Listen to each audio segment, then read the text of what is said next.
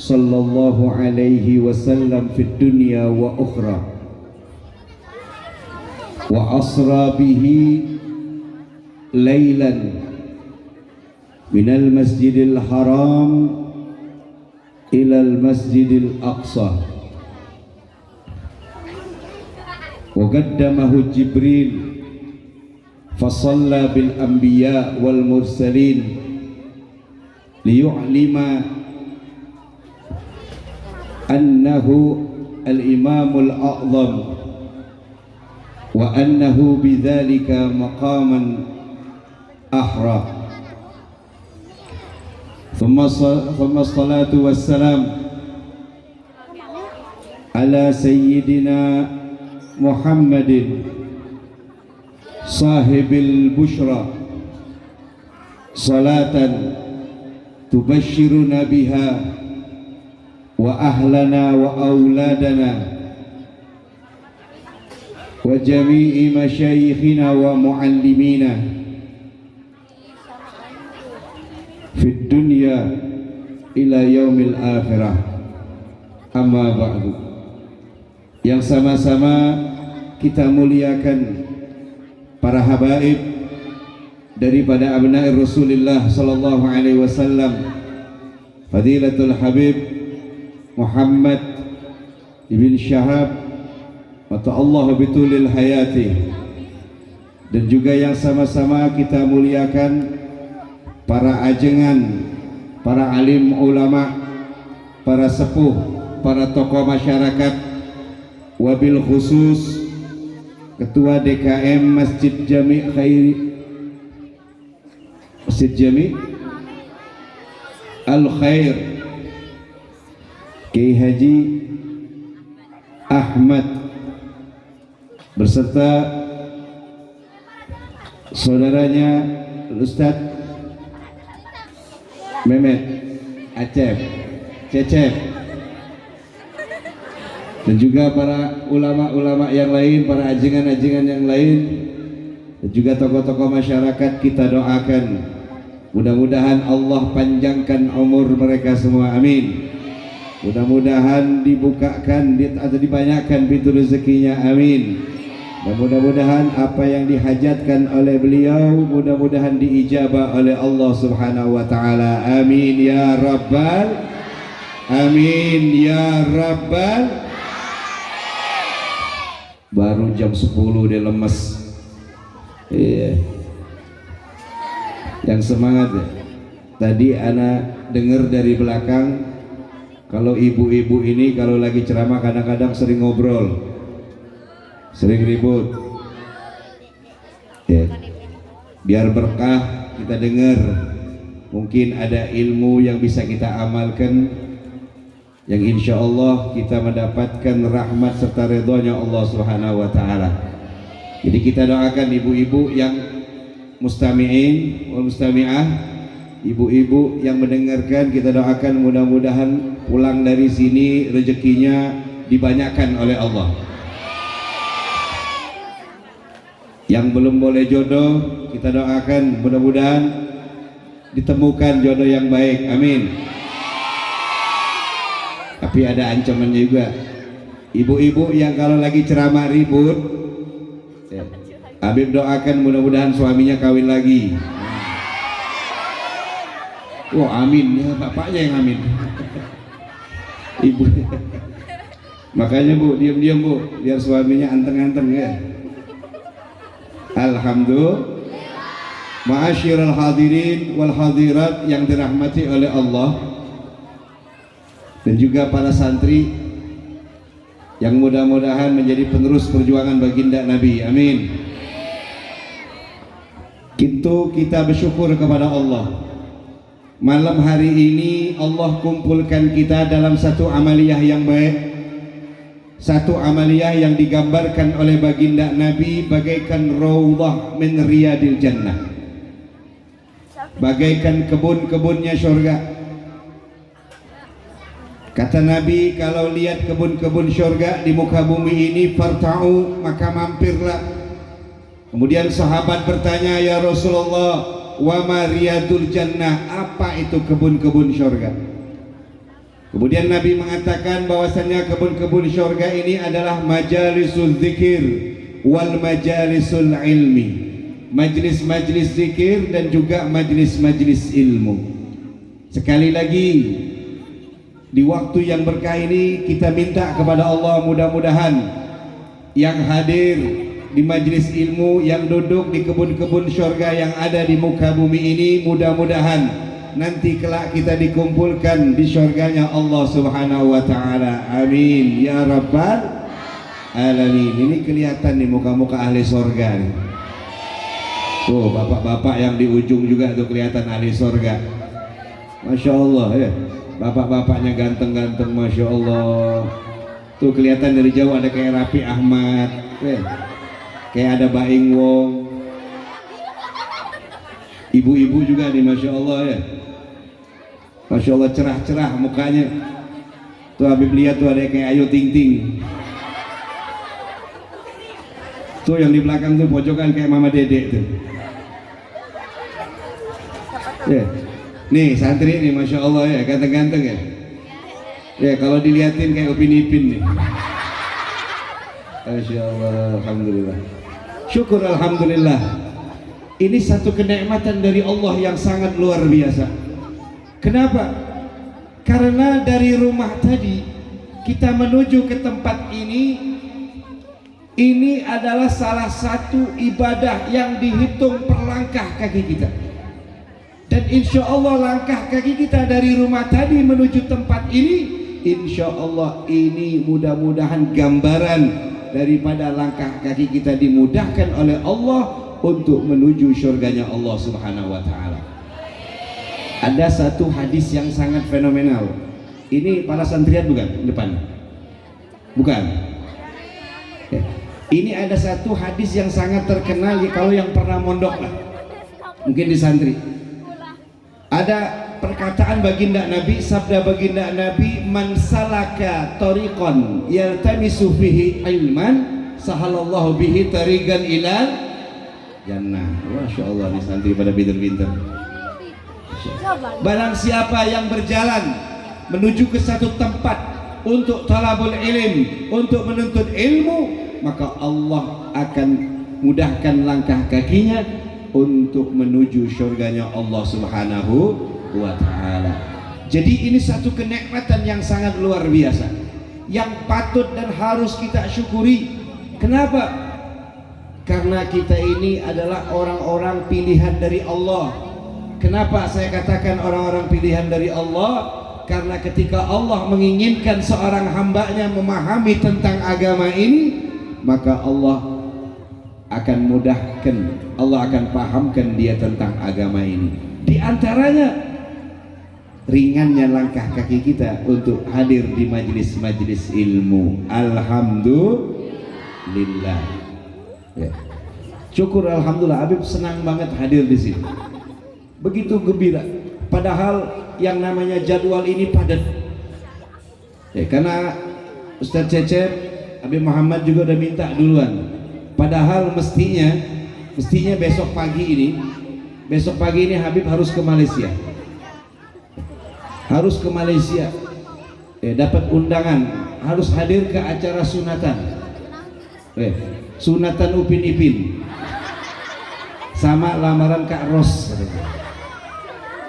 Tapi alhamdulillah, ya. Jadi begitu senang banget hadir di sini, Masya Allah, bisa bersilaturahmi. Ini kampung apa namanya? Pasar Rebo. Pasar Rebo, Masya Allah. Hari ini ada apa? Rebo ya? Oh, pas banget hari Rebo ya. Ya, hari Rabu malam Kamis ini. Pas Pasar Rebo. Alhamdulillah Habib bisa bersilaturahmi di sini. Ya, mudah-mudahan dengan berkat kita bersilaturahmi ini Allah panjangkan umur kita. Allah berikan keberkahan umur kita, Allah lapangkan rezeki kita, Allah sampaikan seluruh hajat kita. Amin ya rabbal alamin. Kemudian salawat serta salam tak lupa kita haturkan pada junjungan kita Nabi besar Muhammad sallallahu alaihi wasallam, sebagai suri tauladan, sebagai panutan, sebagai qudwah, sebagai contoh. Kalau pengen sukses, baik sukses di muka bumi ini ataupun sukses di akhirat nanti, yaitu ittiba, mengikuti jejak baginda Nabi Muhammad sallallahu alaihi wasallam. Kemudian salawat dan salam tak lupa kita aturkan kepada ahli bait Rasulullah dan juga para sahabat-sahabatnya. Begitu juga dengan para tabi'in, begitu juga dengan tabi'in, dan tentunya kepada umatnya yang berpegang teguh kepada ajaran baginda Nabi Muhammad sallallahu alaihi wasallam. Ma'asyiral hadirin wal hadirat, yarhamni wa yarhamkumullah. Pada kita ini sekarang berada dalam bulan yang istimewa. Dikatakan bahwasanya bulan ini adalah bulan Rajab, salah satu rangkaian daripada bulan Muharram, bulan yang diberkahi oleh Allah Subhanahu wa ta'ala. Bahkan di bulan ini Nabi mengajarkan satu doa, dan ini kalau bisa diamalkan, tentu kita setiap habis sholat kan berdoa, minta sama Allah. Nah, khusus di bulan Rajab ini, mulai bulan Rajab ini Nabi mengajarkan satu doa yang mungkin semuanya udah tahu, tetapi gak tahu fadilah keutamaannya. Apa doa tersebut? Allahumma barik lana fir Rajab wa Sya'ban wa ballighna Ramadan. Pertanyaannya, kenapa doa ini harus di bulan Rajab saja? Padahal bulan-bulan itu ada 12 bulan. Kenapa enggak Allahumma barik lana fi Rabiul Awal, Allahumma barik lana fi Jumadil Tsani misalnya? Kenapa tidak?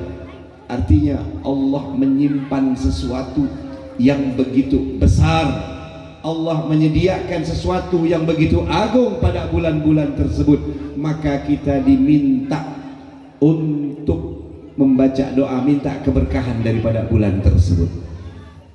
Di bulan Rajab ini Allah bukakan pintu taubat sebesar-besarnya.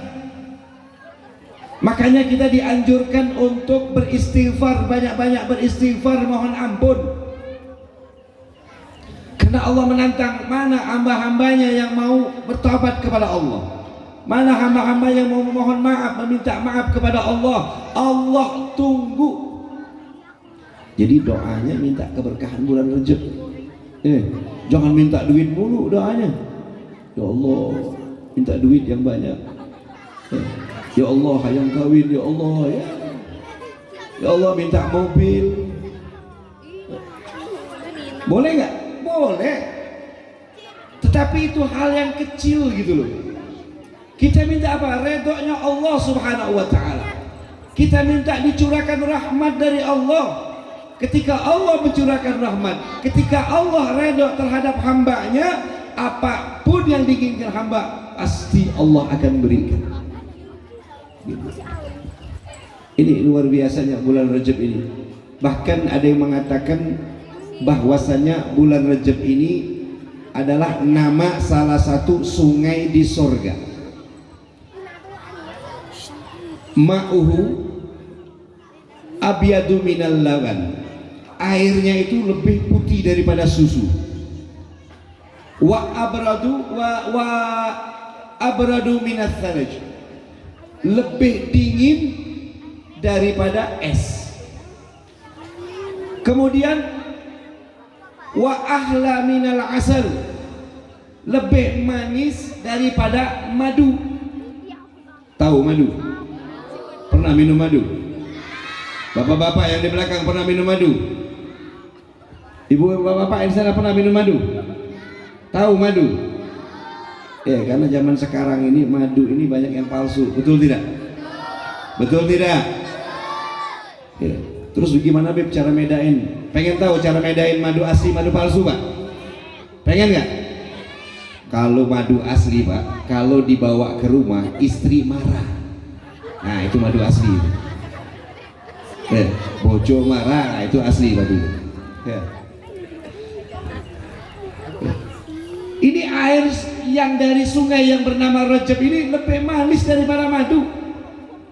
Kemudian Rasulullah bertanya kepada malaikat Jibril, "Liman hadza?" Kemudian malaikat Jibril mengatakan, ini sungai liman soma Rajab min ummati. Al hadits atau kama qala. Ini sungai bagi orang-orang yang berpuasa pada bulan Rajab. Jadi yang berpuasa bulan Rajab ini beruntung. Karena memang dianjurkan khususnya bulan-bulan haram kita melakukan puasa. Karena insya Allah yang puasa bulan Rajab ini nanti akan minum daripada air yang bernama Rajab. Bahkan ada riwayat lain mengatakan bahwasanya ketika peristiwa Isra dan Mi'raj ini Nabi melewati sungai sama. Sungai itu sama, namanya Sungai Rajab. Lebih manis daripada madu, lebih putih daripada susu, lebih dingin daripada es. Ditanya, ya Jibril, liman hadza? Buat siapa ini?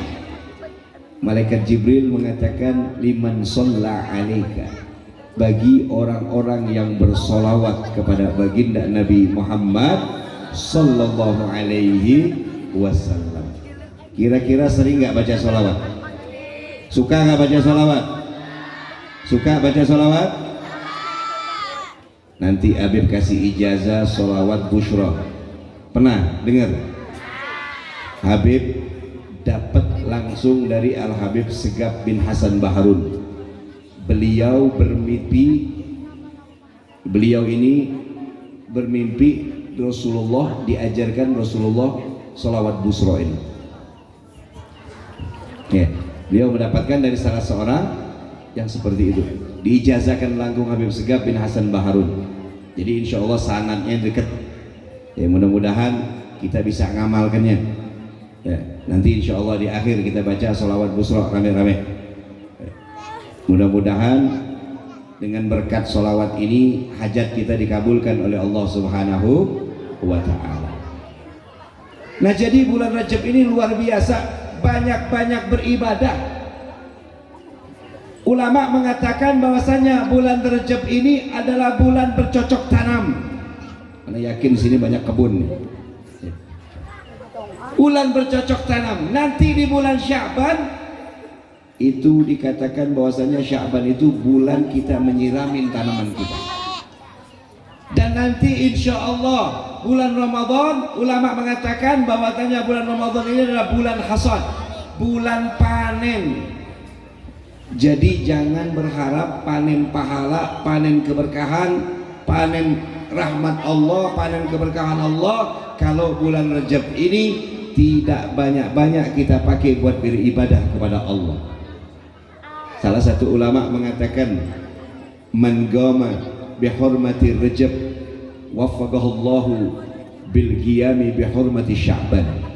Barang siapa yang melakukan ibadah untuk mengagungkan bulan Rajab ini, maka Allah beri dia kekuatan, Allah berikan dia taufik untuk dia beribadah, beramal soleh pada bulan Sya'ban. Dan barang siapa menggama bihormati Sya'ban, barang siapa yang beramal soleh, beribadah kepada Allah di bulan Sya'ban untuk mengagungkan bulan Sya'ban, maka Allah akan berikan dia taufik, kekuatan untuk beribadah pada bulan Ramadan. Dan barang siapa yang beribadah pada bulan Ramadan, menghidupkan bulan hari-hari Ramadan dengan ibadah, maka Allah akan jaga dia dari bulan Ramadan sekarang sampai bulan Ramadan berikutnya. Jadi ibu kalau pengen semangat bulan Ramadan ini, startnya mulai bulan Rajab ini. Jangan berharap kita akan gampang mudah untuk beribadah pada bulan Ramadan kalau kita di bulan Rajab saja udah biasa-biasa aja. Jadi Rajab ini menentukan nanti Ramadan. Karena pada saat ini kita menanam, Sya'ban kita menyiraminya, dan panen pahalanya pada bulan Ramadan. Ini bulan Ramadan ini luar biasa ibu. Kalau orang keluar dari bulan Ramadan mendapatkan pengampunan dari Allah, mendapatkan rahmat Allah, keluar dari Ramadan itu kayak bayi baru dilahirkan. Tapi jangan berharap ibu-ibu mukanya kayak muda lagi, kayak bayi, enggak. Bersih pahalanya, enggak ada dosa, dibersihkan oleh Allah. Kenapa? karena mendapatkan pengampunan dari Allah Subhanahu wa Ta'ala. Jadi emang bulan Rajab ini bulan luar biasa, Ibu. Banyak-banyak beramal soleh, banyak-banyak baca sholawat, banyak-banyak baca sholawat, banyak-banyak istighfar, banyak-banyak ngaji, puasa, khususnya nanti pada tanggal 27 Rajab di dalam kitab Unyah karangan Tuan Syekh Abdul Qadir Jailani, beliau menukil satu hadis bahwasanya barang siapa yang berpuasa pada bulan 27 Rajab itu pahalanya bagaikan dia puasa selama 60 bulan. Subhanallah. Satu hari ibu puasa itu pahalanya kayak 60 bulan. Enak gak kira-kira? Enak banget.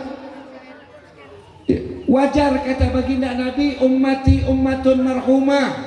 Umatku ini umat yang dirahmati oleh Allah, ummatun mubarakah, umat yang diberkahi oleh Allah.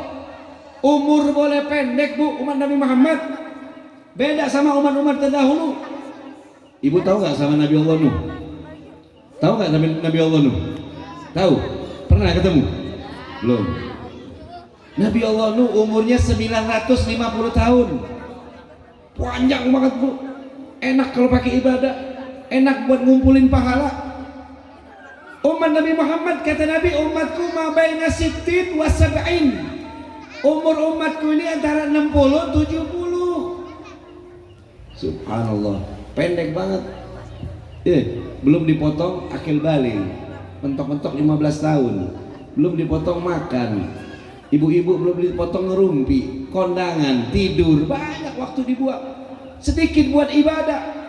Terus bagaimana supaya umat Nabi Muhammad ini bisa menyusul daripada pahalanya, bisa daripada menyusul umat-umat terdahulu? Allah berikan kelipat gandaan pahala untuk umat Nabi Muhammad. Allah umat berkah, amalnya boleh sedikit tapi pahalanya paling banyak, Bu. Ibu tahu malam Lailatul Qadar, malam lebih baik daripada 1000. Belum lagi malam nisfu Sya'ban, belum lagi malam-malam Rajab ini Allah lipat gandakan pahala-pahala kita. Khususnya puasa nanti tanggal 27 itu satu hari kita puasa bagaikan kita puasa sama 60 bulan. Berapa tahun tuh 60 bulan? 5 tahun. Sanggup ibu puasa 5 tahun tiap hari?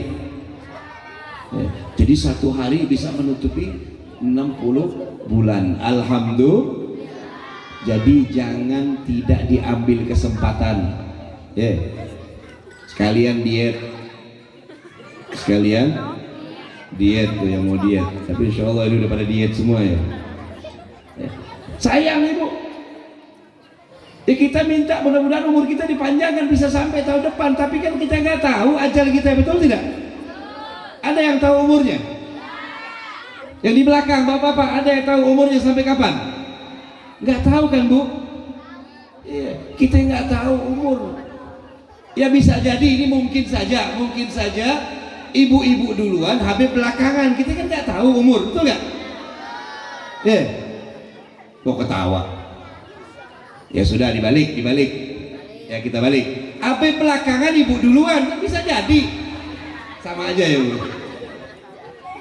Kita kan nggak tahu umur gitu. Tapi kan kita minta sama Allah, mudah-mudahan Allah panjangkan umur kita, tetapi di dalam ketaatan kepada Allah dan Rasulullah. Jangan panjang umur 70 tahun masih nyekek botol. Ibu-ibu 70 tahun masih ngegosip. Ya Allah. Udah bau tanah masih hobi gosip. Ayat deh. Ayat. Innalillahi wa inna ilaihi. Kata Nabi, umur mau siap-siap itu kalau udah masuk umur 40 tahun itu siap-siap. Siap sih. Siap. Ada yang umurnya 40 tahun di sini? Banyak. Ada yang 50 nggak? Ada. Ya Allah. 60 tahun. Nabi itu umurnya sampai 65 tahun. Jadi yang umur 60 ini 5 tahun lagi dong. Kalau kayak Nabi gitu loh. Ya. Tapi mudah-mudahan dibonus, kasih bonus sama Allah, dipanjangkan. Tapi ingat, minta dipanjangkan di dalam ketaatan. Kalau bikin banyak dosa nggak usah lama-lama di dunia, Bu. Nggak usah lama-lama di dunia. Ngapain banyakin doang, beratin timbangan doang. Yang penting kita banyak-banyak beribadah kepada Allah. Siap-siap ngumpulin bekal. Ente ibu-ibu mau ke Jakarta, ibu-ibu mau kemana, misalnya ke Surabaya, kira-kira kalau perjalanan bawa bekal nggak? Bawa makanan nggak? Bawa minuman, bawa makan, kadang-kadang bawa duit, supaya apa? Bekal ketika kita sampai di Surabaya. Ini mau ke akhirat, mau masuk alam barzah, bawa apa? Modal dengkul doang, ya digebuk sama malaikat. Bawa pahala, bawa bekal takwa kita kepada Allah. Maka dari itu mudah-mudahan kita minta sama Allah, mudah-mudahan dengan berkat bulan Rajab ini Allah Subhanahu wa taala menjadikan kita orang-orang yang senantiasa bertakwa kepada Allah. Mudah-mudahan Allah berikan kita kekuatan untuk kita menjalankan semua apa yang diberitakan Allah, dan mudah-mudahan di bulan Rajab ini Allah berikan kita kekuatan untuk kita menjauhi apa-apa yang dilarang oleh Allah Subhanahu wa taala. Amin ya rabbal alamin. Ma'asyiral hadirin wal hadirat yang dirahmati oleh Allah, di bulan Rajab ini ada satu peristiwa yang sangat penting, yaitu peristiwa Isra dan Mi'raj Nabi Muhammad sallallahu alaihi wasallam. Satu peristiwa yang khariqul ada, di luar akal manusia. Nabi melakukan perjalanan dalam satu malam, mulai Masjidil Haram ke Masjidil Aqsa, kemudian ke langit, sebelum subuh sudah kembali lagi. Ini kira-kira luar biasa tidak? Luar biasa tidak? Luar biasa. Ya. Nabi ketika besoknya dari Isra Mi'raj itu menceritakan perihal daripada Isra dan Mi'raj kepada orang-orang Quraisy, baik yang muslim maupun yang kafir, dipanggil semua, diceritakan peristiwa Isra dan Mi'raj. Itu orang kafir, khususnya Abu Jahal. Tahu Abu Jahal? Tahu, Masya Allah. Jangan-jangan teman Abu Jahal ya? Enggak ya? Abu Jahal itu ketika Nabi menceritakan itu, beliau mengangkat tangan, megang kepala. Ya Allah, ini Muhammad ngapain? Aneh bener nih Muhammad. Satu malam kok bisa begitu? Ya. Wah, ini mesti dilaporkan sama Abu Bakar, para sahabatnya. Maksud Abu Jahal itu mau menskreditkan, mau mengecilkan Nabi Muhammad. Nabi Muhammad udah gila. Panggil Abu Bakar, dicari Sayyidina Abu Bakar. Ketika ketemu Sayyidina Abu Bakar, diceritakan, tuh lihat itu Sahih Ente katanya, Muhammad begini, satu malam melakukan perjalanan udah balik lagi begini. Apa jawab Sayyidina Abu Bakar? Jangankan peristiwa Isra dan Mi'raj, kalau ada peristiwa yang lebih daripada peristiwa Isra dan Mi'raj, aku percaya. Makanya Sayyidina Abu Bakar itu diberi gelar As-Siddiq. Ya. Makanya di Al-Imam Ahmad Marzuki dalam kitab Aqidatul Awam mengatakan qad faza siddiqun bitasdiqi lahu wa bil uruji zidku wa fa ahluhu. Beruntung Sayyidina Abu Bakar selalu percaya apa yang dilakukan oleh baginda Nabi, sampai diberi gelar As-Siddiq. Bahkan Rasulullah SAW bersabda, lau wuzina imanan Abi Bakar bi imanin nasi kulluhu la rajah. Kalau seandainya imannya Sayyidina Abu Bakar ditimbang dengan iman kita semuanya, itu niscaya keimanan Sayyidina Abu Bakar mengalahkan daripada iman kita semua. Begitu luar biasa didikan baginda Nabi, luar biasa. Ini luar biasa. Bahkan jangankan orang kafir, orang Islam pun pada saat tersebut ada yang keluar dari Islamnya karena keimanannya yang begitu lemah. Ini menunjukkan bahwasannya Allah ingin memilih siapa yang Masya Allah, siapa yang iman yang kuat, dan siapa yang imannya lemah. Nah, ketika peristiwa Isra dan Mi'raj ini banyak sekali hikmah yang bisa kita petik yang kita bisa ambil.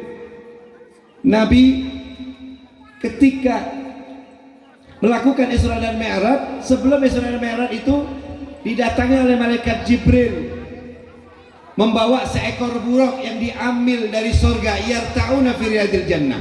Diambil buruk dari surga, satu buruk dibawa untuk membawa baginda Nabi. Tetapi sebelum dibawa, Nabi ini dioperasi, namanya peristiwa Syaqqus Sadr. Nabi ini kalau tidak salah pernah 4 kali di bedel atau dioperasi dadanya. Pertama kali ketika masih diasuh Halimatus Sa'diyah. Halimatus Sa'diyah ini ibu susunya Nabi. Ibu susunya Nabi, karena kebiasaan orang-orang Arab Quraisy dulu, kalau anak-anak mereka lahir, ini Bani Sa'ad yang ada di perbukitan, rumahnya Bani Sa'ad termasuk Halimatus Sa'diyah, mereka itu ibu-ibunya itu turun ngambil upahan, nyusuin anak-anak orang Quraisy. Dibayar, bukan nggak dibayar. Mereka itu dibayar, nyusuin anak-anak orang Quraisy itu dibayar, dan mahal bayarannya. Tetapi yang perlu digarisbawahi bapak-bapak, yang diambil upahan itu anaknya, bukan bapaknya, ya. Paham? Ya. Dan bapak di sini nyari ada yang ngambil upahannya buat anaknya.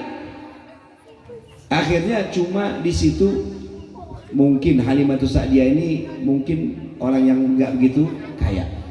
Dia punya kebun pada saat tersebut lagi kering, dia punya kambing lagi kurus, ya. Sehingga dia turun dan dia tidak mempunyai kuda. Ketika turun mendengar orang-orang Arab banyak-banyak melahirkan anak-anak, mereka turun. Halimatus Sa'diyah mengendarai keledai, yang lain mengendarai kuda. Turun semua nyari yang mau bayar mahal, dicari dapat semua. Halimatus Sa'diyah naik keledai, jalannya pelan, mana lagi kelaparan lagi keledainya, jadi telat. Yang lain sudah dapat semua anak-anak Quraisy, naik lagi, Halimah baru turun. Rombongan yang lain sudah naik, sudah dapat anak-anak orang Arab, Halimah baru nyampe turun. Keledai sepapasan gitu lewat. Akhirnya nyari nggak ada lagi, masuk ke satu rumah, yaitu rumah Sayyidah Aminah. Ngelihat ada anak kecil, ya mungkin orang sudah ke rumah Nabi, cuma mungkin bayarannya Sayyidah Aminah ibunda Nabi mungkin bukan orang kaya, ya nggak bisa bayar mahal, sehingga orang nyari yang lebih mahal mungkin. Akhirnya begitu Halimatus Sa'diyah melihat Nabi, Halimatus Sa'diyah jatuh cinta sama Nabi. Udah biar saya saja yang ngerawatnya, masih baik. Akhirnya dibawa.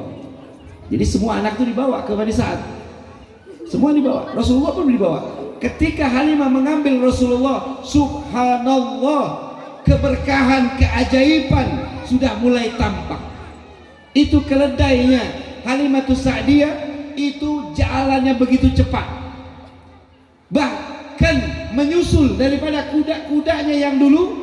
Orang-orang yang Bani Sa'ad yang sebelumnya udah naik, itu disusul dengan keledainya Halimatus Sa'diyah.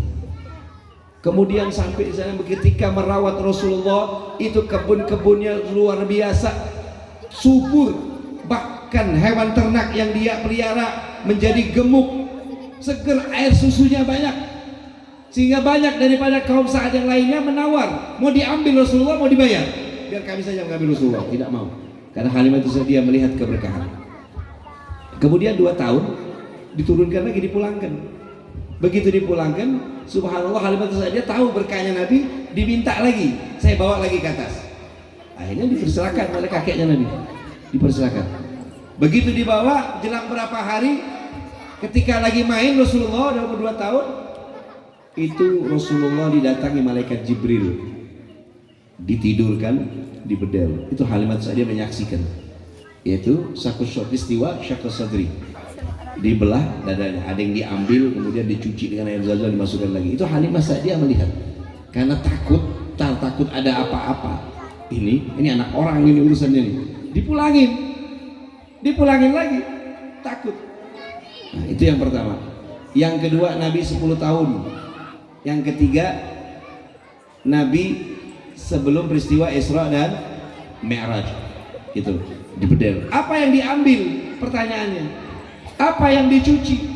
Ulama mengatakan hadus syaitan, itu adalah tempat nangkringnya syaitan. Tahu syaitan? Nah, ada yang ngomong tahu, awas, ngomong tahu. Tempat nangkringnya syaitan untuk menggoda Nabi, untuk membuat tipu daya kepada Nabi. Itu yang diambil, dibuang oleh Allah. Bahkan dikatakan hadus syaitan ini adalah keberuntungan buat syaitan. Karena kita ingat bahwasannya Nabi itu rahmatan lil alamin, wa ma arsalnaka illa rahmatan lil alamin. Tidaklah aku utus Nabi Muhammad kecuali sebagai rahmat untuk alam semesta. Pertanyaannya, apa arti alam itu? Al alam kullu ma siwallah. Yang selain Allah itu adalah alam. Kira-kira syaitan termasuk alam nggak? Termasuk alam nggak? Termasuk. Dan bisa jadi syaitan ini mendapatkan rahmat dari Allah. Karena Rasulullah bisa diutus. Itu yang diambil, ulama mengatakan. Bahkan Al-Habib Ali bin Husain, Abi Ali bin Muhammad bin Husain Al-Habsyi dalam kitab Sintud Durarnya, wa ma akhrajal amlaku min qalbihi ala illa zaduhu tuhran ala tuhrin. Malaikat itu ngambil itu bukan sembarang ngambil, bukan ngambil kotoran, kecuali menambahkan kesucian di atas kesuciannya. Itu baginda Nabi Muhammad sallallahu alaihi wasallam. Akhirnya Nabi naik buruk, jalan mulai dari Masjidil Haram. Ketika menuju Masjidil Aqsa, subhanallah, Nabi ini melihat kejadian-kejadian yang sangat luar biasa. Allah gambarkan. Ya. Pertama, Nabi ini mampir ke tempat-tempat bersejarah. Nabi mampir ke tempat yang banyak kormanya. Kemudian malaikat Jibril ngomong, ya Rasulullah, inzil fasalli fihi. Salat, turun, kemudian salat di tempat itu. Kemudian ketika jalan lagi nanya, tempat apa itu? Itu namanya Yathrib, tempat kau akan berhijrah. Jalan lagi Nabi sampai ke satu tempat, yaitu Bukit Tursina.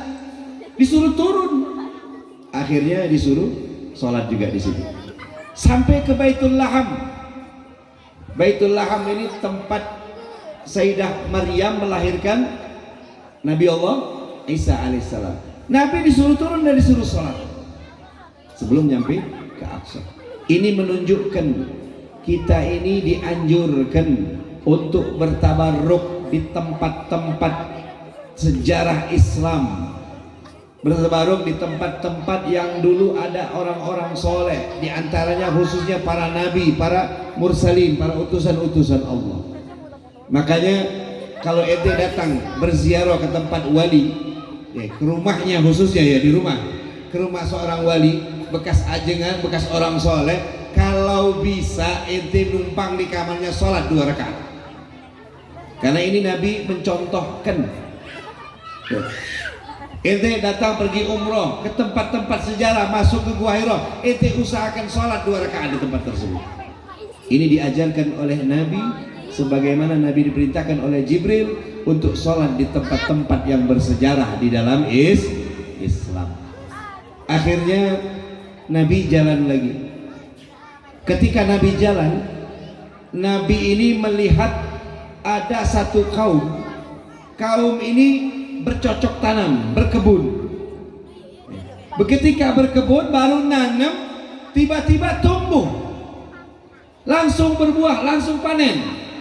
Ketika dipanen, tumbuh lagi, dipanen lagi, terus begitu terus, gak berhenti-berhenti.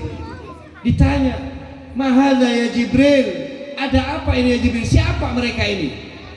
Kemudian mereka Jibril mengatakan, ini adalah umat-umatmu yang berjihad di jalan Allah. Mereka berjihad bukan hanya dengan harus fi ma'rakatil kufar. Jihad itu bukan hanya harus perang di medan perang melawan orang-orang kafir.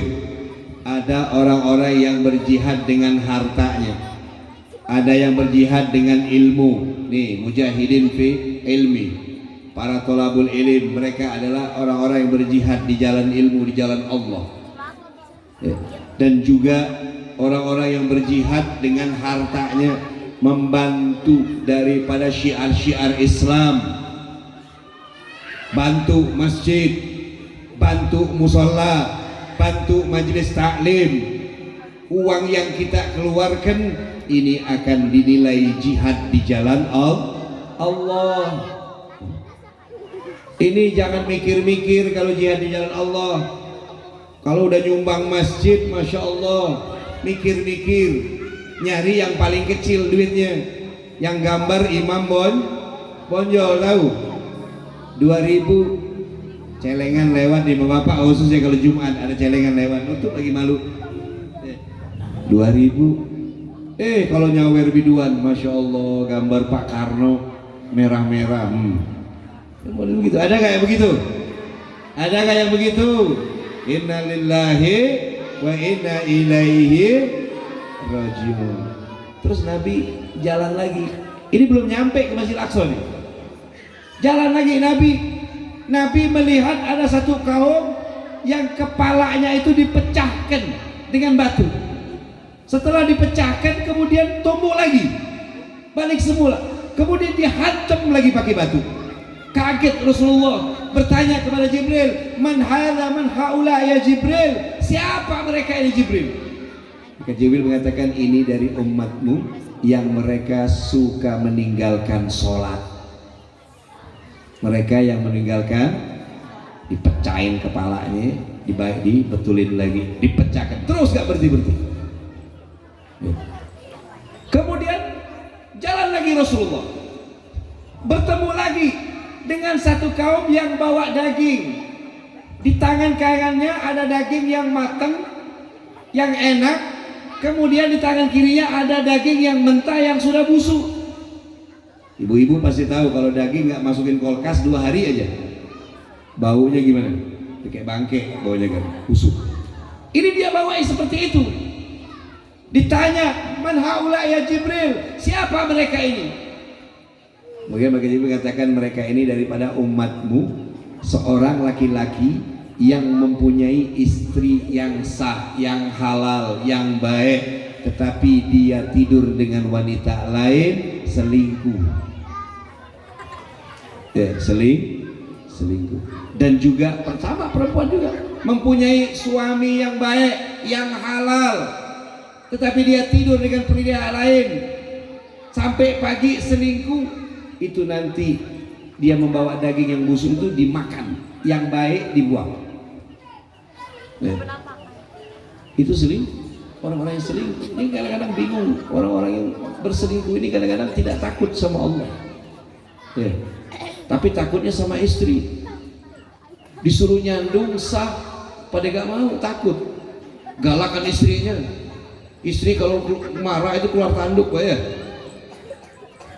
Tapi ada yang sampai selingkuh gitu loh, gak takut sama Allah, kan bingung gitu.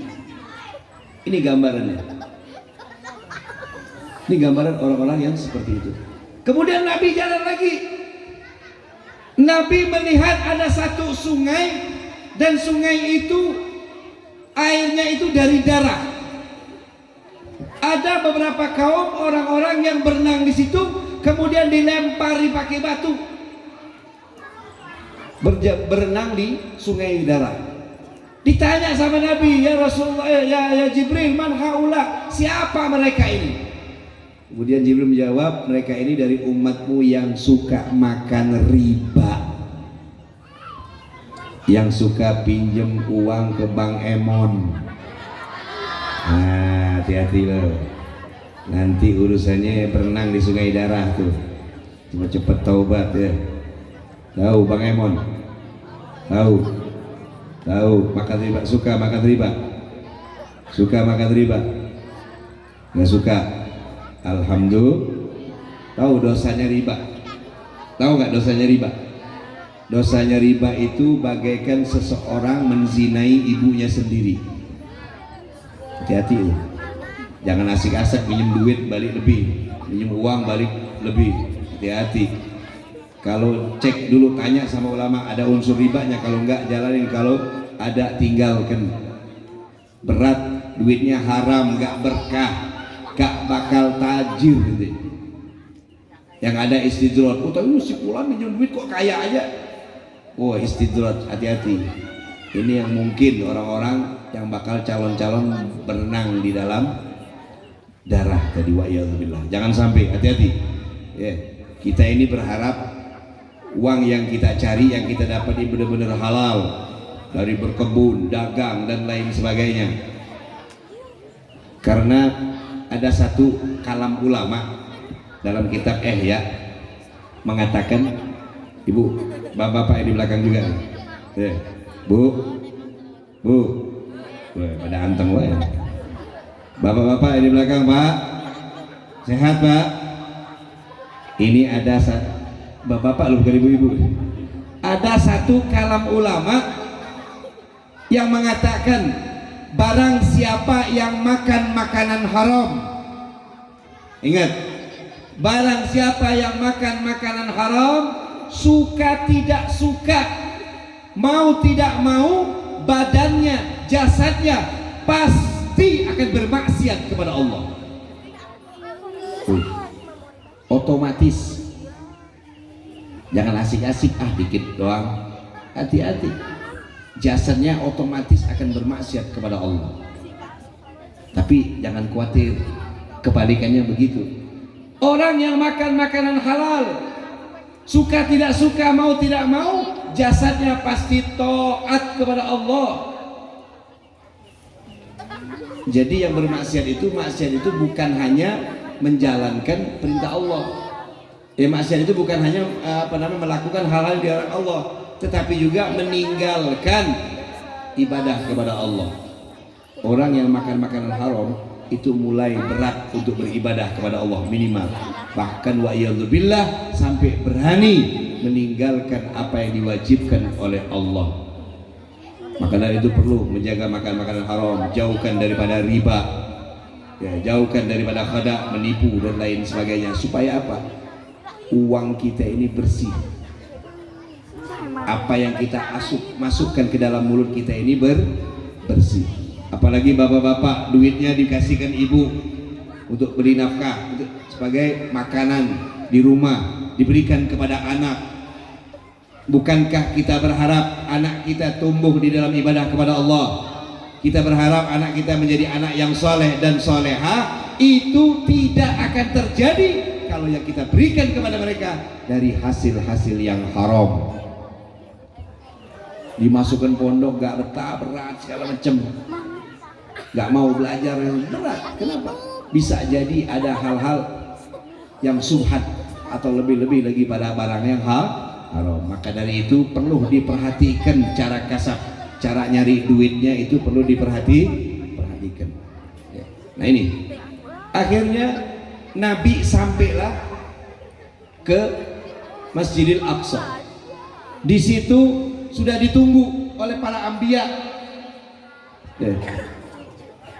Kemudian ditunggu daripada malaikat dan lain sebagainya. Nabi disuruh jadi imam salat.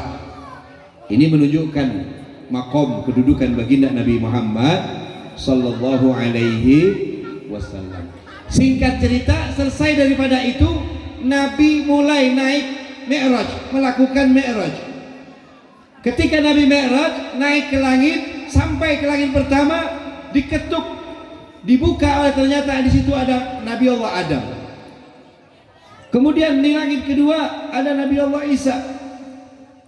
Terus naik ketiga, keempat, kelima, sampai langit keenam bertemu Nabi Allah Musa. Dan di langit ketujuh bertemu dengan Nabi Allah Ibrahim alaihissalam.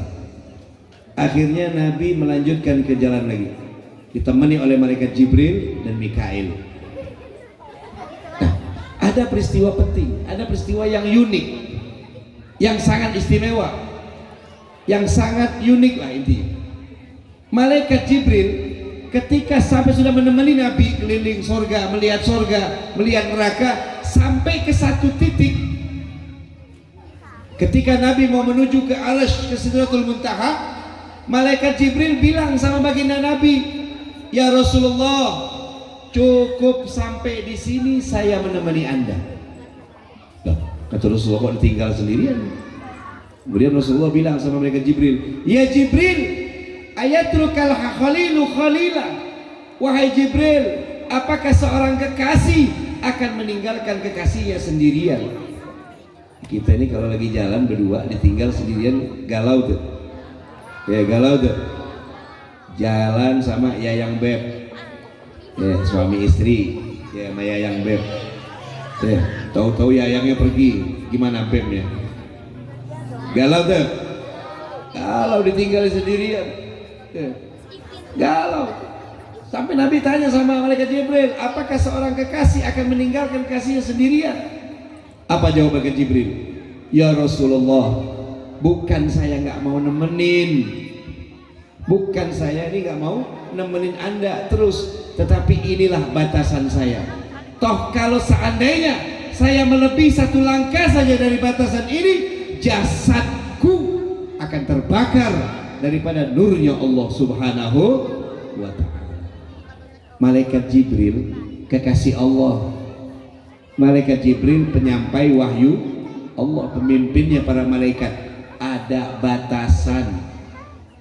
Kemudian Rasulullah melanjutkan perjalanannya sendiri. Lah terus apa yang uniknya? Apa yang luar biasanya? Pada saat tersebut Rasulullah menggunakan sendal. Sendal yang digunakan Nabi sebagaimana sendal pada umumnya dibuat dari kulit kambing, dibuat dari kulit binatang. Itu dipakai oleh Nabi ketika bertemu dengan Allah. Dan luar biasanya sedikit pun sendal tersebut tidak tergores daripada nurnya Allah Subhanahu wa ta'ala. Terus apa hebatnya, Bib? Kita kembalikan ke cerita Nabi Allah Musa. Ini diceritakan dalam surah Toha. Nabi Allah Musa ini kepengen bertemu, melihat zat Allah. Nabi Musa ini mendapatkan mukjizat kalimullah. Nabi Musa pengen ketemu dengan Allah. Kata Allah, kau gak bakal sanggup. Agak sedikit memaksa, kata Allah, ya sudah, kalau saya akan menampakkan cahayaku di gunung tersebut, di gunung Sina atau Bukit Tur Sina. Kalau kau bisa melihat tempat tersebut, maka niscaya kau bisa melihat zatku, kata Allah. Akhirnya falamma ataha, tak kala Nabi Musa naik ke Bukit Tur Sina. Ini dalam surat Toha kalau tidak salah ayat 10 ayat 11. Falamma ataha nudia ya Musa. Ketika Nabi Musa mau naik Bukit Tur Sina, apa kata Allah?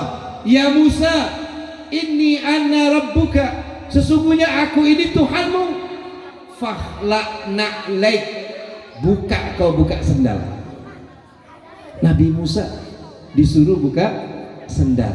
Innaka bil wadi muqaddasi tuwa, sesungguhnya engkau berada pada tempat yang disucikan. Jadi buka surah Toha ayat 10 11 kalau nggak salah. Ya. Nabi Musa masih di dunia disuruh buka sendal sama Allah. Malaikat Jibril kekasih Allah, ada batasannya. Tetapi sendal Nabi yang terbuat dari kulit binatang mendapatkan kemuliaan dari Allah bersama Nabi ke Sidratul Muntaha ketika bertemu dengan Allah. Apa hikmahnya? Apa hikmah dibalik itu semua? Hikmahnya siapapun dia dan apapun itu, ketika mempunyai hubungan dengan baginda Nabi, pasti akan mendapatkan kemuliaan dari kemuliaan baginda Nabi Muhammad sallallahu alaihi wasallam. Bukankah kita Allah jadikan umat terbaik? Kenapa? Imam Busiri dalam Qasidah Burda mengatakan bi akramir rusli kunna akraman umami, karena kita miliki nabi terbaik. Ya. Maka dari itu acara-acara seperti inilah yang bisa merajut kembali hubungan kita dengan Nabi, memperkuat hubungan kita dengan Rasulullah. Kita mengenal kepada Rasulullah. Apa yang terjadi pada Rasulullah? Tak kenal maka tak sayang maka tak kenal maka kenal gak sama Habib? Gak kenal berarti gak sayang sama Habib. Ada yang kenal sama Habib? Bapak-bapak yang kenal, baru gawat. Ya. Jadi tak kenal maka tak sayang, karena apa acara seperti ini, solawat yang kita baca, jangan kira kita solawat, habis solawat pulang dikasih makan, pulang nggak ada hasil. Jangan kira seperti itu. Kita baca apa namanya, kita ngikutin baca maulid, pulang nggak dapat apa-apa. Jangan kira seperti itu. Allah Subhanahu wa Ta'ala akan meletakkan ke dalam hati seorang mukmin yang membaca solawat, yang mengenal membaca sejarah baginda Nabi. Allah letakkan keimanan, Allah letakkan kecintaan kepada baginda Nabi Muhammad sallallahu alaihi wasallam. Al-Habib Ali bin Muhammad bin Husain Al-Habsyi mengatakan, salatan yattasilu biha ruh musalli alaihi bih. Salawat yang kita baca, ya, yang kita baca salawat, mau salawat apa aja, ya, itu Allah ciptakan satu malaikat yang tugasnya disampaikan kepada Rasulullah, disetor sama Nabi. Kira-kira kalau setiap hari kita baca sholawat, Nabi kenal gak sama kita? Kenal gak sama kita? Kenal. Makanya banyak-banyak baca sholawat. Satu hari aja kita lupa baca sholawat. Kalau kita udah istiqomah dengan sholawat, dicari sama Nabi. Mana fulan bin fulan kok gak baca sholawat? Mana fulanah binti fulan gak baca sholawat? Beb, tapi pernah datangin orang nanya sama Beb, sholawat kan banyak Beb, ada sholawat Naria, sholawat Busro, sholawat Tibia, sholawat Ibrahimiyah. Sholawat yang bagus itu yang mana Beb? Dia bilang begitu. Ya Habib bilang ini, Habib bilang aja, semua sholawat itu bagus, tidak ada sholawat yang tidak bagus. Semua sholawat itu bagus. Sholawat yang tidak bagus itu cuma satu, sholawat yang tidak dibaca. Nah itu gak bagus baru. Dikasih ijazah dari ajengan fulan, dikasih ijazah dari Habib fulan, gak dibaca, ya percuma gitu loh. Di mana bagusnya? Ya. Maka dari itu sebelum kita lanjutkan, daripada inti daripada peringatan di surah Mi'raj ini, kita baca sholawat dulu rame-rame. Ya. Sekalian Habib kasih ijazah sholawat busro.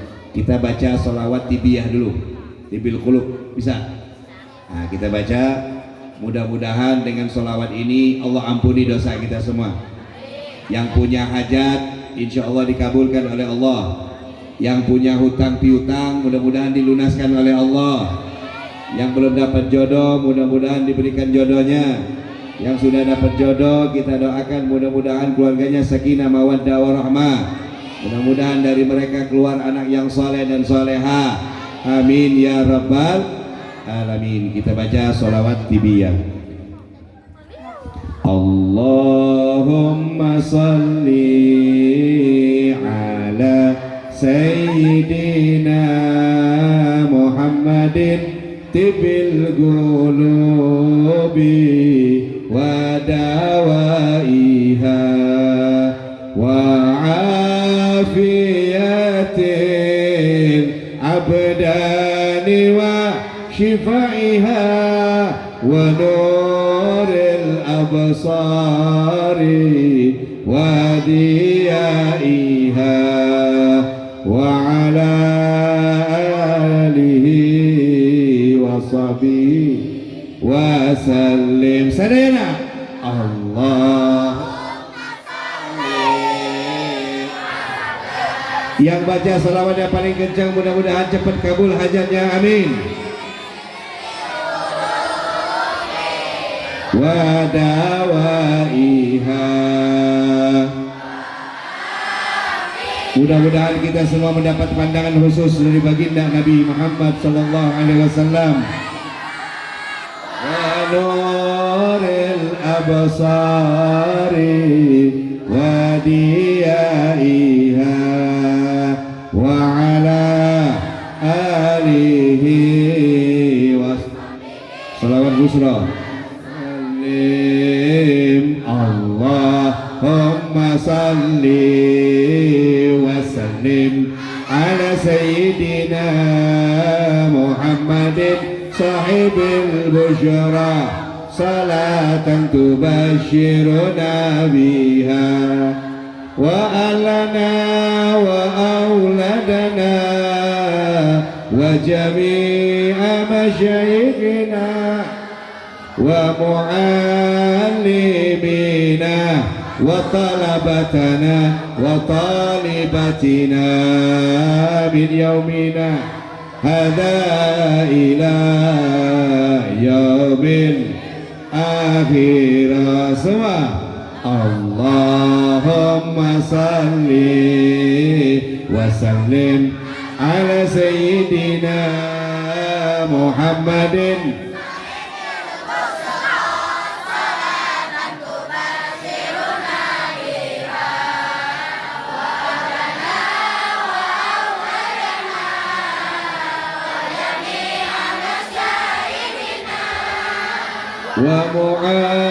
ومعلمنا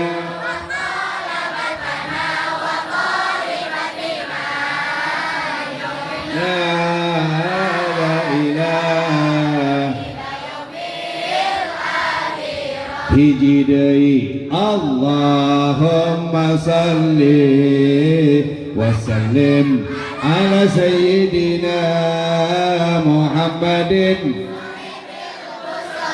Dengeri bacaan Habib.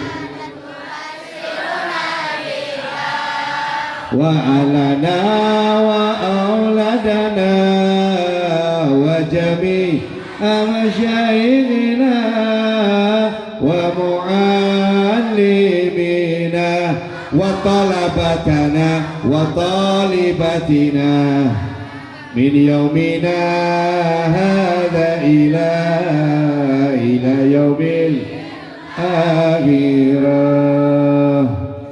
Jadi ada yang perlu dikasih tahu, tolabatana yang pertama pendek, jamak dari talib, tolabah.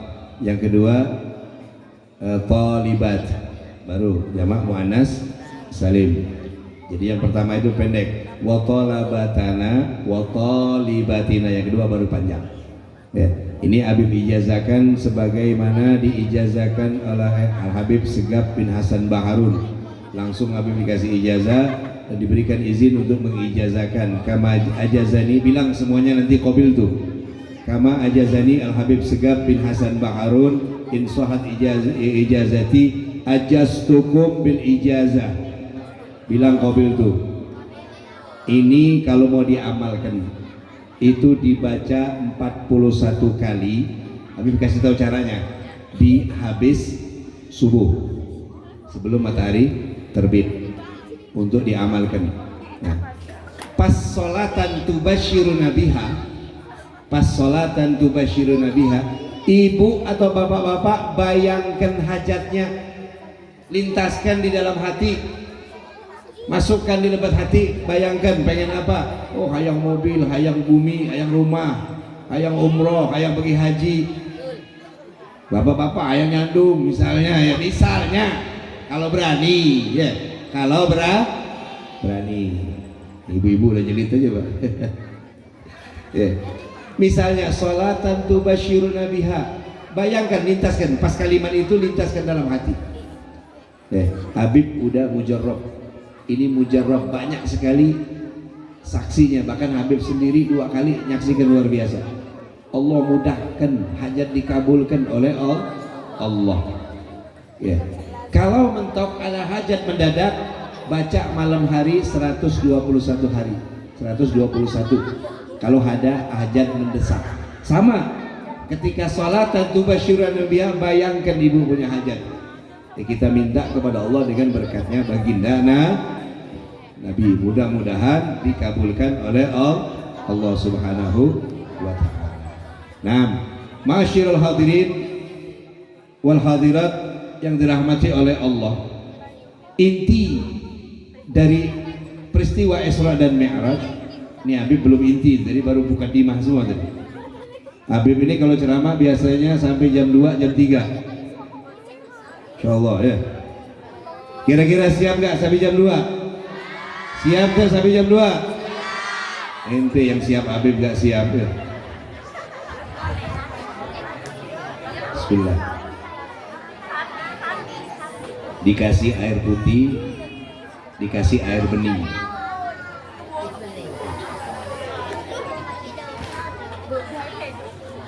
Ini air putih, Masya Allah. Nah, jadi inti daripada peristiwa Isra dan Mi'raj ini Nabi mendapatkan perintah sholat. Jadi perintah sholat ini luar biasa. Nabi ini dapat undangan langsung dari Allah, perintah langsung dari Allah. Ini menunjukkan bahwasanya sholat ini sangat penting di dalam agama. Beda sama puasa. Puasa wajib, tetapi perintahnya melalui wasilah, melalui kalamullah, dibawa malaikat Jibril. Zakat wajib, perintahnya melalui wasilah. Tapi sholat ini perintahnya langsung dari Allah.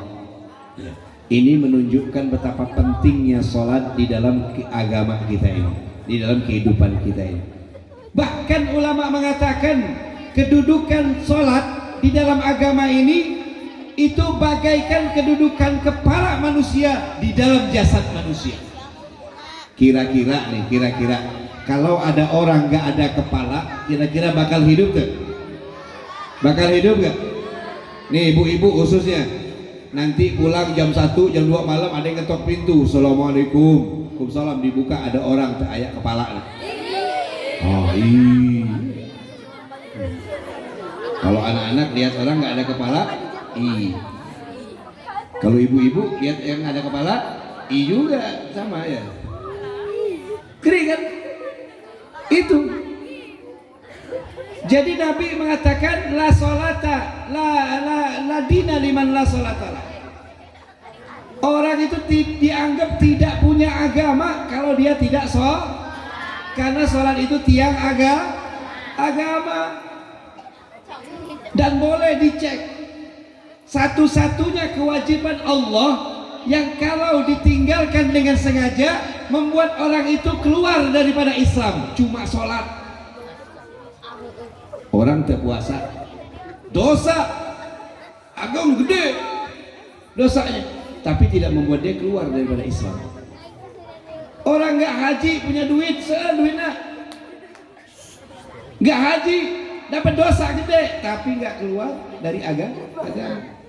Punya harta banyak gak dikeluarkan zakatnya, dosa, tapi tidak membuat dia keluar dari pada agama ini, kecuali sholat. Nabi mengatakan man taraka sholatan muta'ammidan faqad kafara jiharan. Orang yang meninggalkan sholat dengan sengaja, artinya dia telah terang-terangan keluar daripada agama ini. Bahkan orang yang berani menentang sholat itu kena had. Silakan buka bab di dalam fikih. Makanya yang enggak sholat, yang pernah meninggalkan sholat dikodok, Bahkan sampai dalam ulama memang ikhtilaf hukumnya, tapi ada dalam kitab Masalah Fathul Mu'in dibayar fidyah. Sampai segitunya pentingnya sholat. Kalau udah gak sanggup lagi, sakit dan lain sebagainya. Ini menunjukkan betapa pentingnya sholat. Kenapa? Karena nanti di akhirat yang pertama kali ditanya oleh Allah itu sholat. Nabi mengatakan in soluhat sholatuhu soluhat amalu kullu. Kalau sholatnya bagus, amal-amal yang lain ikut naik. Kita kan kadang-kadang ngebantu orang, kita kan kadang-kadang menolong orang, kadang sedekah, berbuat baik. Kalau kita sholatnya bagus, amal-amal itu naik semua. Wa in fasadat, kalau sholatnya udah nggak beres, fasadat amalu kullu. Amal-amal yang lain sholatnya udah nggak beres, jarang sholat, kita nolong orang, kita bantu orang, itu nggak naik pahalanya. Kenapa? Karena harus mempertanggungjawabkan dulu. Harus mempertanggungjawabkan dulu sholatnya, dicuci dulu. Wa iyadzu billah. Tapi jangan khawatir Bu, umat Nabi Muhammad ini semuanya insya Allah masuk surga. Semuanya tanpa kecuali umat Nabi Muhammad insya Allah semuanya masuk surga, kecuali yang nggak mau kata Nabi. Jadi dicuci dulu, toh nanti ujung-ujungnya masuk dalam surga. Cuma dalam riwayat umat Nabi yang terakhir dicuci harus mempertanggungjawabkan perbuatannya di akhirat nanti. Dalam neraka dicuci, itu yang terakhir sebelum neraka itu ditutup buat orang kafir dan orang munafik. itu 1000 tahun yang dicucinya. Itu kotorannya banyak banget, noda membandel, pakai rinso, backlin, gak bersih. Ya, dimek-mek dulu sama malaikat, udah bersih baru dikeluarin. Wa iyadzubillah. Ya. Kita berharap kita semua masuk surga tanpa hisab. Amin. Amin ya rabbal alamin. Ini pentingnya sholat.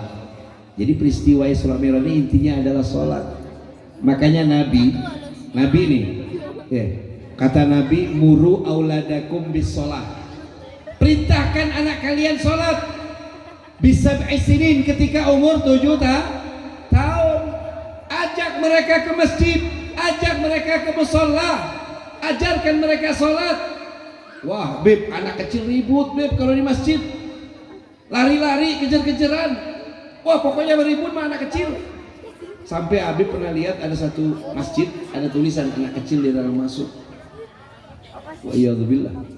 Sampai segitunya. Ya. Namanya juga kan anak kecil yang ributnya. Ini emang jadi masalah kalau bapaknya yang ribut di masjid, nah baru masalah. Anak kecil ya kita nasihatin, karena mereka ini calon regenerasi, calon orang-orang yang menghidupkan masjid setelah kita. Jadi ajarkan kepada mereka. Bahkan Nabi mengajarkan boleh dipukul. Wadribuhum bi asyri sinin. Kalau udah umur 10 tahun, anak gak mau salat boleh dipukul.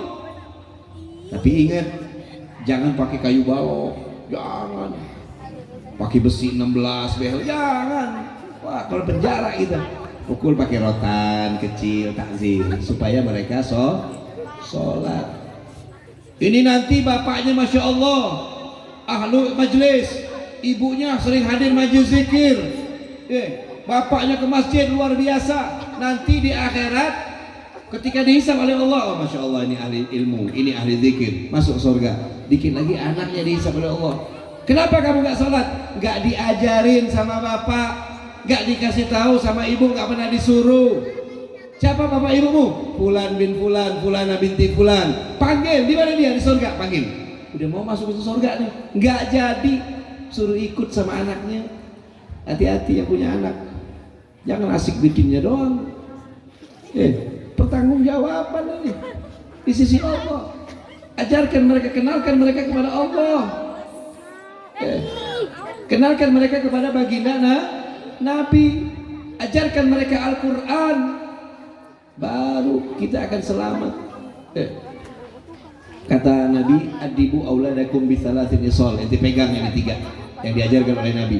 Ajarkan kepada anak kalian bihubbin Nabi. Ajarkan kepada mereka, kenalkan mereka kepada baginda Nabi Muhammad SAW. Tanamkan supaya mereka cinta kepada Nabi. Yang kedua, bihubbi ahli baitin Nabi.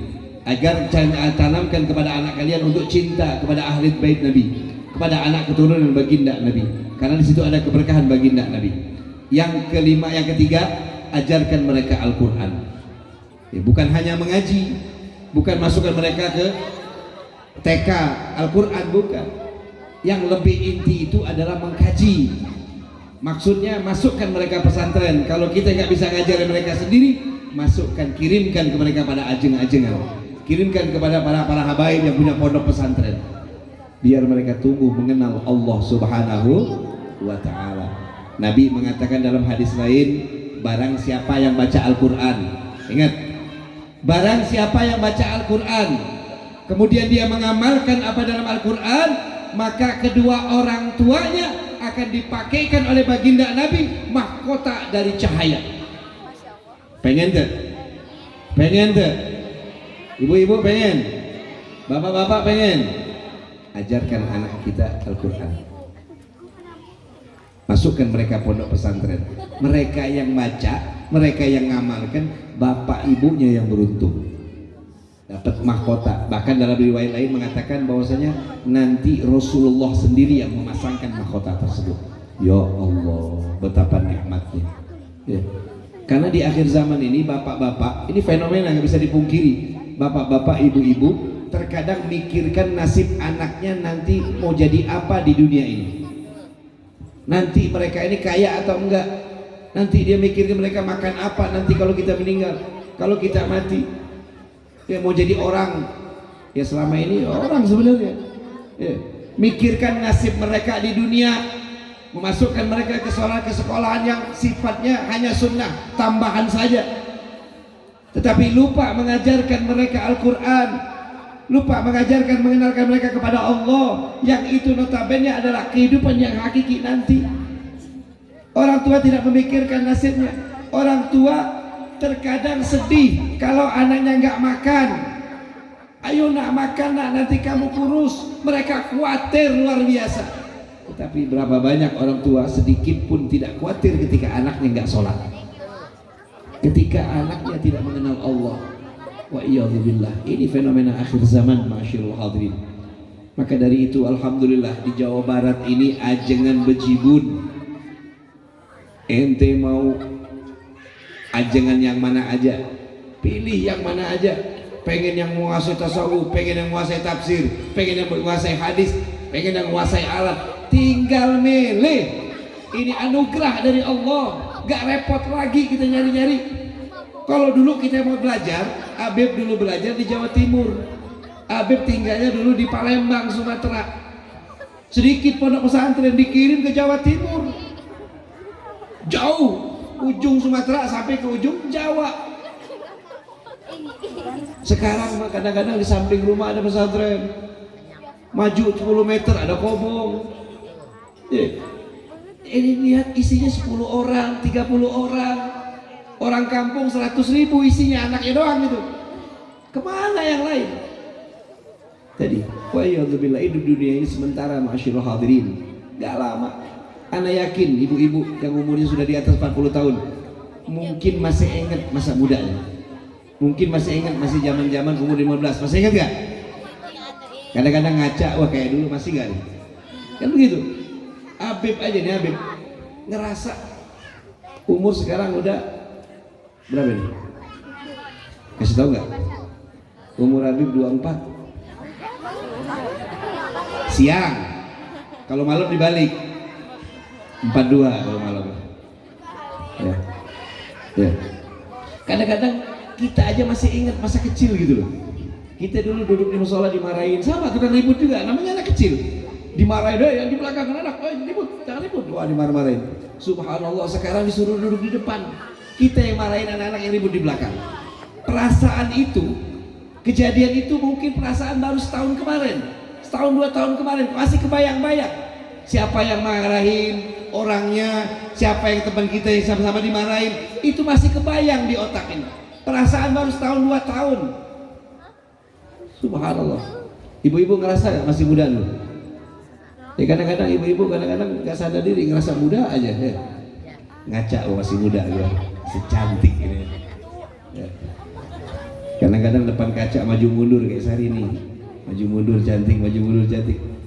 Artinya apa? Sebentar banget dunia ini berjalan begitu. Besok pagi-pagi, sore-sore ketemu malam, malam ketemu pagi lagi ya. Ini bentar lagi ini mau lebaran lagi nih, perasaan baru aja lebaran kita. Bentar lagi nih Rajab, Sya'ban, Ramadan, lebaran udah siap kue lagi, siap baju lagi. Ngerasa gak cepet? Makin cepet dunia ini ya. Maka dari itu persiapkan diri kita, pikirkan khususnya untuk anak-anak kita, pikirkan nasib mereka, masa depan mereka di akhirat ya. Mereka itu memikirkan masa depan di dunia tapi lupa masa depan di akhirat, mulai dari alam barzakh sampai nanti ketemu Allah. Jangan sampai kita dituntut oleh anak kita gara-gara kelakuan anak kita yang kita tidak ajarkan. Wa iyadzubillah. Nah ini pentingnya kita mengajarkan kepada anak kita untuk sholat. Dan pentingnya sholat ini ya. Jam berapa ini? Dikit lagi ya. Sholat ini membuat kita ini menjadi orang baik. Betul tidak? Bukan sholat saja, puasa juga, semua ibadah kalau kita lakukan sebenarnya membuat kita ini jadi orang yang bertakwa kepada Allah.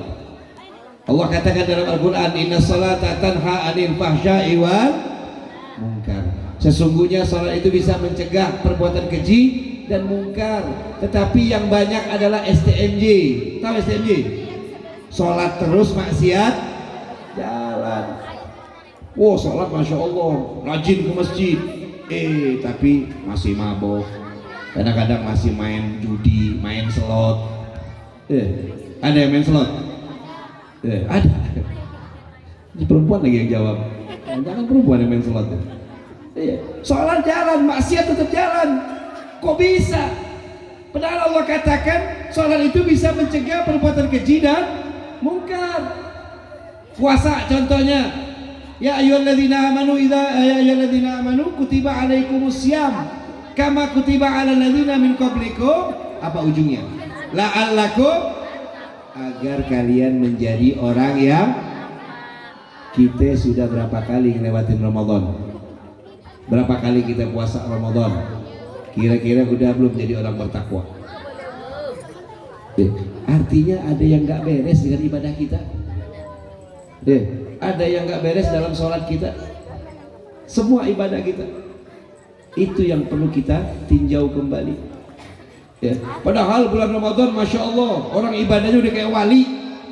Yang gak pernah sholat malam, yang gak pernah zikir, yang Al-Qur'annya dibuka setahun sekali, dibuka bulan Ramadan, udah kayak wali ibadahnya.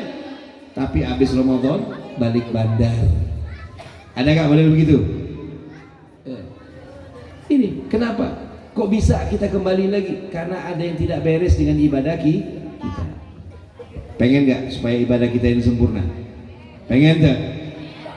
Yang penting ini ada dua yang ibu kedepankan dalam ibadah. Ibadah apa aja?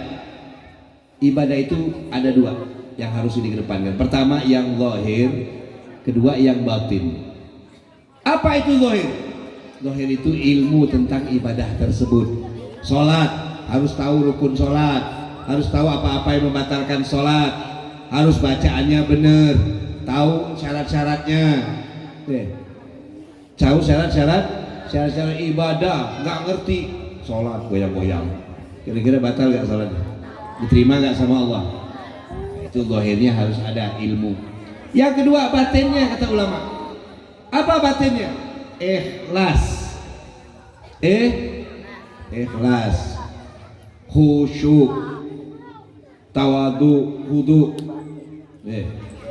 Ini ada orang sholat nih ke masjid, nggak pernah ke masjid, toto ke masjid. Kenapa? Ada calon mitoha. Gue sholat, Masya Allah nih, ada calon mertua. Allahu Akbar. Oh sholat miring-miring. Kira-kira diterima gak sama Allah? Bismillah, baca biar pasah gitu kan. Udah baca aja kayak gitu.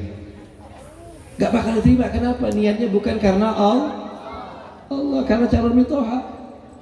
Orang-orang seperti ini kata Allah nanti dia akan nuntut pahalanya. Mana pahala saya? Allah tuh minta sama calon mitoha ini. Suruh minta sama orang yang kita riain. Itu ikhlas karena Allah, khusyuk, harus khusyuk. Kata Nabi, salat itu 5 ukilalahu. Salat itu yang diterima oleh Allah yang khusyuk saja. Takbiratul ihram, Allahu Akbar, baca Fatihah. Habis baca Fatihah khusyuk, Masya Allah. Habis Fatihah, habis amin, ibu-ibu mikirin utang, mikirin jemuran belum diangkat, beras belum dimatiin, kompor gas belum. Bapak-bapak mikirin janda seluruh rumah. Wah, dapat pahala kalau begitu? Maka agak Pak, gerget malaikat. Marah, Allah akan marah. Gak bakal diterima oleh Allah. Itulah makanya ibadah mereka gak sempurna, cuma zahir doang, batinnya mah kagak.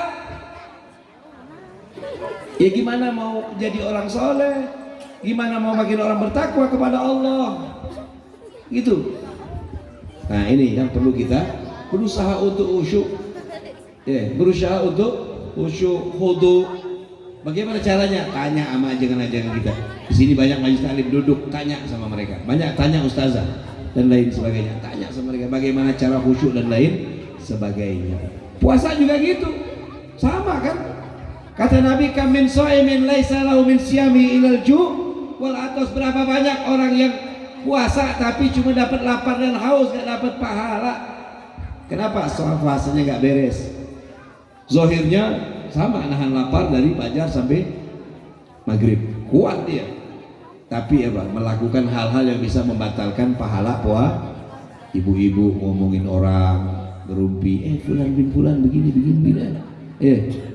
Kadang-kadang yang muda-muda laki-laki puasa sore-sore ada istilah ngabuburit. Ada ayatnya di dia. Ada ngabuburit. Nongkrong depan SMK ngawasin gelis-gelis pulang sekolah. Kira-kira batal gak puasanya? Puasanya pahalanya batal gak? Jangan-jangan yang bangun-bangun ini pernah juga nih. Begitu, melakukan hal yang membatalkan pahala puasa. Sayang gitu loh, kita udah ibadah bertahun-tahun tapi ibadah kita tidak memberikan dampak, tidak memberikan efek di dalam tanwirul qulub, di dalam keimanan kita. Sholat gak sholat sama aja, padahal orang yang sholat itu beda. Maka dari itu berusaha pelajari bagaimana supaya batin kita ini ikut di dalam ibadah kita. Nah ini yang terpenting. Tetapi ibadah tentu bareng dengan ilmunya. Nah, insya Allah kita minta sama Allah, mudah-mudahan pulang dari tempat ini, mudah-mudahan kita menjadi orang-orang yang suka, gemar hadir dalam majlis-majlis ilmu. Amin. Mudah-mudahan pulang dari tempat ini Allah memberikan kita semangat yang baru, himmatul gawiyah, semangat yang baru untuk kita menjalankan semua apa yang diperintahkan oleh Allah. Mudah-mudahan kita diberikan keberkahan oleh Allah, diberikan kekuatan untuk mendapatkan keberkahan, menyambut keberkahan yang Allah siapkan pada bulan Rajab ini. Dan mudah-mudahan di bulan Sya'ban nanti juga sama, kita diberikan kekuatan oleh Allah untuk kita menyambut bulan Sya'ban nanti dengan ibadah, mengagungkan bulan Sya'ban tadi dengan ibadah, amal-amal soleh. Dan mudah-mudahan Allah panjangkan umur kita semua sampai pada bulan Sya'ban nanti. Dan mudah-mudahan kita berharap kepada Allah, mudah-mudahan dosa kita diampunkan oleh Allah Subhanahu wa taala. Amin ya rabbal alamin. Sebelum Habib tutup, sekali lagi kita baca sholawat. Mudah-mudahan dengan sholawat ini kembali kita minta sama Allah hajat kita semuanya, apapun yang kita inginkan, yang terlintas dalam hati kita, yang kita inginkan, cita-cita kita, maksud kita, semua insya Allah diijabah oleh Allah Subhanahu wa taala. Amin ya rabbal alamin. Salatullah salamullah ala taha rasulillah. Salatullah ala yasin habibi. Semuanya salatullah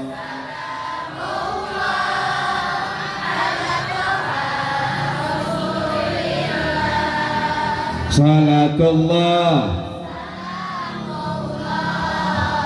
ala yasin habibillah. Tawassalna bi bismillah wa bil hadi rasulillah wa kulli hidin lillah bi alil badri ya Allah. Salatullah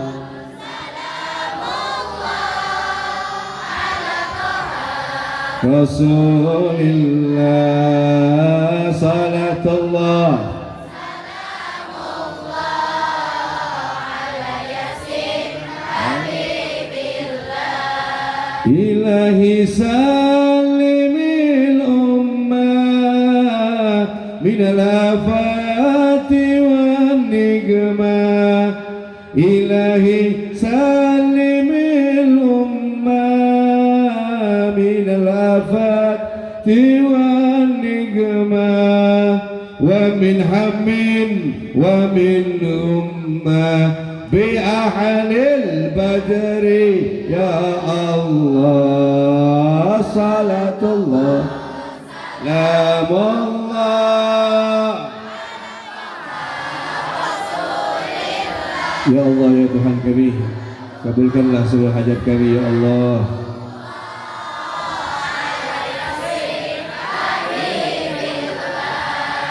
Allahumma barik lana fi Rajab wa Sya'bana. Allahumma barik lana في رجب وشعبان وبلغنا رمضان وحسن مقاصدنا صلاة الله